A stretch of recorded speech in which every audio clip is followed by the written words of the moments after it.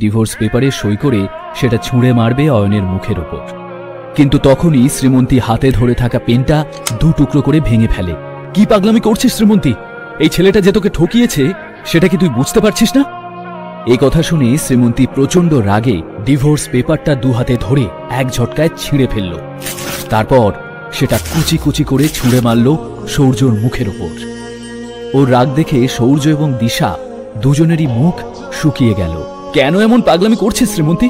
হ্যাঁ, আমি পাগল হয়ে গেছি। আমার আর অয়নের সম্পর্কটা ভাঙার জন্য এরা দুজনে কতটা নিচে নামতে পারে আমার আজ দেখা হয়ে গেল। সব বোঝা হয়ে গেছে আমার।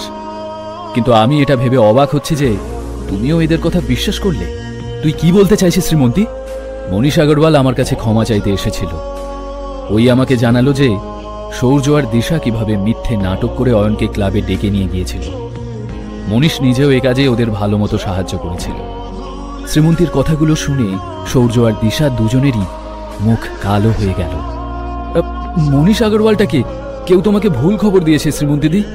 মনীষ আগরওয়াল আমাকে সিসিটিভি ফুটেজ দেখিয়ে পুরো প্রমাণ দিয়েছে। এই ফটোগুলো দেখার পরেও অয়ন আমাকে কিচ্ছু জানায়নি। তার একটাই কারণ, ও আমাদের সম্পর্কটা নষ্ট করতে চায়নি। আর তোরা অয়নের বিরুদ্ধে ষড়যন্ত্র করার জন্য কত দূর যেতে পারিস তা আমি, না হলে আমি ঘাড় ধাক্কা দিয়ে তোদের বের করে দিতে বাধ্য হব। আর কোনোদিন ভুলেও এ বাড়িতে পা রাখার সাহস দেখাস না, কথাটা যেন মনে থাকে। সৌর্য আর দিশা মাথা নিচু করে ওখান থেকে বেরিয়ে গেল। এই সব কিছু যে সৌর্য আর দিশা মিলে প্ল্যান করেছে তা আমার জানা ছিল না। যাই হোক, আমি এখন আসি।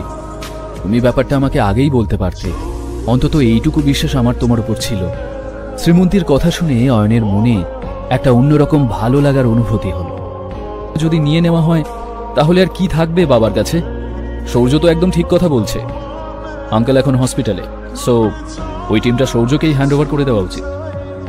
সুবীরবাবু মিটিংয়ে উপস্থিত বাকিদের প্রতিক্রিয়া দেখে বুঝলেন যে তারা সৌর্যর কথায় সহমত।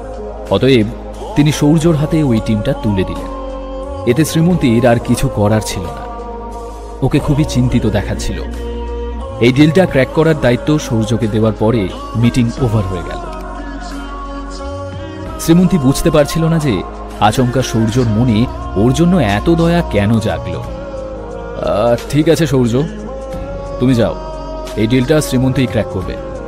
সৌর্য ঠোঁটের কোণায় একটা জয়ের হাসি নিয়ে কেবিন থেকে বেরিয়ে এলো।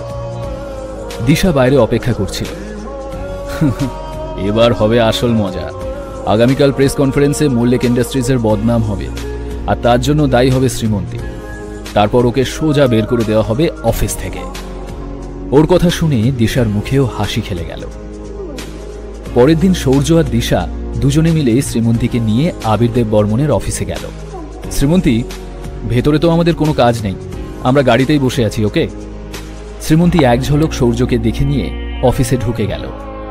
শ্রীমন্তী ভেতরে ঢুকতেই দেখল বড় বড় কোম্পানির সব লোকজন ওখানে আগে থেকেই উপস্থিত রয়েছে। শ্রীমন্তী খানিকটা অনুমান করতে পেরেছিল যে সৌর্য কিছু একটা খেলা খেলছে। সকলে আবির্দেব বর্মনের আসার অপেক্ষায় ছিল। শ্রীমন্তীও তাই এগিয়ে গিয়ে নিজের জায়গায় বসল। আর ওনার কথায় ওখানে উপস্থিত বাকি সকলেও শ্রীমন্তীর দিকে চেয়ে হেসে উঠল। আবিরের কথা শুনে সৌর্য আর দিশার চোখ চকচক করে উঠল। ওরা এটা ভেবেই আনন্দ পাচ্ছিল যে এইবার আবির্দেব বর্মন শ্রীমন্তীকে শুধু অপমানিতই করবে না, একেবারে বের করে দেবে এখান থেকে। অন্যদিকে শ্রীমন্তীও পরিস্থিতি দেখে বেশ একটু টেনশনে পড়ে গেল। আর ঠিক তখনই আবিরের ফোনটা বেজে উঠল। সে ফোন রিসিভ করতেই অপর প্রান্ত থেকে কিছু কথা ভেসে এলো, যেগুলো আবির চুপচাপ শুনছিল। সে ফোনের উল্টো দিকে থাকা ব্যক্তিকে বলে উঠল, হ্যাঁ হ্যাঁ স্যার, যেমনটা আপনি বলছেন তেমনটাই হবে।